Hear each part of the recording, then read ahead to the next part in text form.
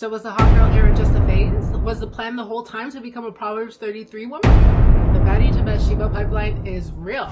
Hi, my name is Crystal, and if there's one thing about me is I love a good transformation arc, whether it be a style evolution, personal growth, faith journeys. People have the right to change, and that's such a beautiful thing. We get to grow, we get to evolve, we get to be different. So lately I've been on my path back to God, and a lot of women are out here on this path too. It's wild. I don't know if it's a spiritual awakening, economic uncertainty, or just the reality check of turning 30, but for whatever reason, the call feels louder.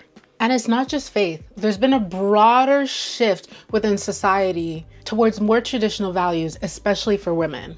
It was like all of a sudden, modesty, meekness, femininity made this huge comeback. You can see it everywhere, whether it's the divine feminine era, which I partook in, the clean girl aesthetic, or even the new obsession with old money. The girlies who swore by the 28-inch bust down are now getting, a nice, subtle, conservative 16-inch layers. The long nails cut short, revealing fashion replaced with soft neutrals and covered silhouettes. In church, there has been an uptick in the women who are becoming of God.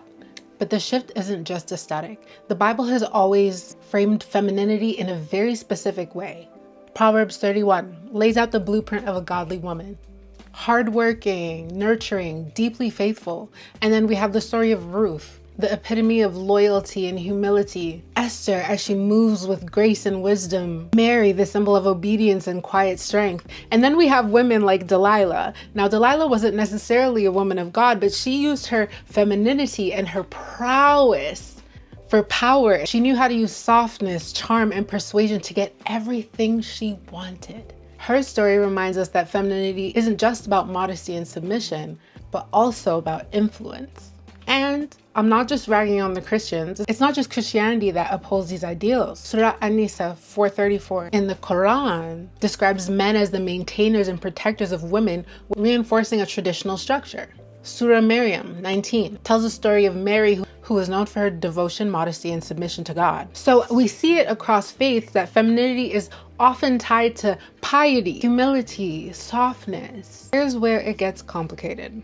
A lot of us are growing in faith, but we can't ignore the fact that it's coinciding with that time in our lives when most people start feeling the pressure to settle down. The desire to be closer to God and the desire to be chosen start to blend together. At what point does modesty become less about conviction and more about positioning yourself as wifey material?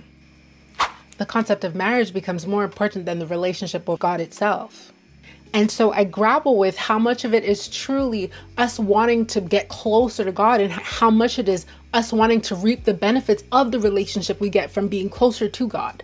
I grew up in the Seventh-day Adventist church, and I've seen firsthand how easy it is to conflate faith with reward, to dress a certain way, act a certain way, believing it'll guarantee you marriage, protection, and provision. Is modesty and traditional femininity a response to faith? Or is it influenced by external pressure? Is the motivation really to grow closer to God? Or is it shaped by fears of loneliness or societal expectation? If we're being real, sometimes it doesn't feel like pure devotion. It feels disingenuous. So is it truly for God? Or is it just the fear of dying alone?